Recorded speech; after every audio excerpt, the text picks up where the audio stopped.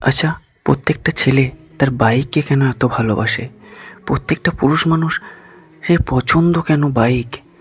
বাইকটাকে তার সাথী ভাবে, সঙ্গী ভাবে, সে বাইককে যত্ন করে কেন? এটা কি নিছকই স্বার্থের জন্য? কারণ সে বাইকে করে দিনরাত যাওয়া আসা করে, বাইকের সঙ্গেই বেশি সময়টা কাটায় তাই জন্য? নাকি সত্যিকারের বাইকের প্রতি একটা ভালোবাসা আছে প্রত্যেক ছেলের? সত্যি কথা বলতে বাইক আমারও খুব পছন্দের। আমার খুব আপন লাগে একে। মনে হয় এ বোধহয় সব কিছু জানে।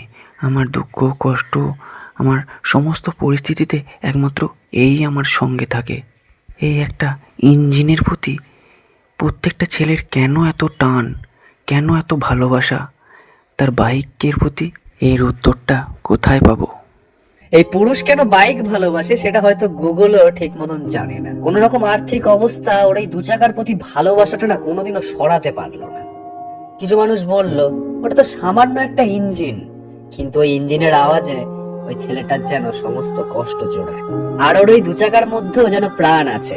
মালিককে পিঠে বসিয়ে যখন রাস্তার উপর দিয়েও দৌড়ায়, তখন মালিকের মনের দুঃখ কষ্ট জ্বালা যন্ত্রণা সবকিছু যেন ওর ওই এক্সস্টের কালো ধোঁয়ার সাথে মালিকের মন থেকেও বার করে দেয়। মানুষ মালিকের সাথে বেইমানি করলেও ওই দু চাকাটা কোনোদিনও মালিকের সাথে বেইমানি করলো না।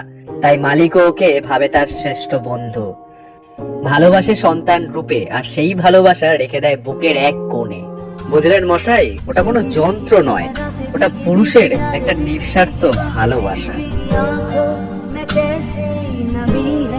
এই পুরুষ কেন বাইক ভালোবাসে সেটা হয়তো গুগলও ঠিক মতন জানে না। কোন রকম আর্থিক অবস্থা ওর এই দু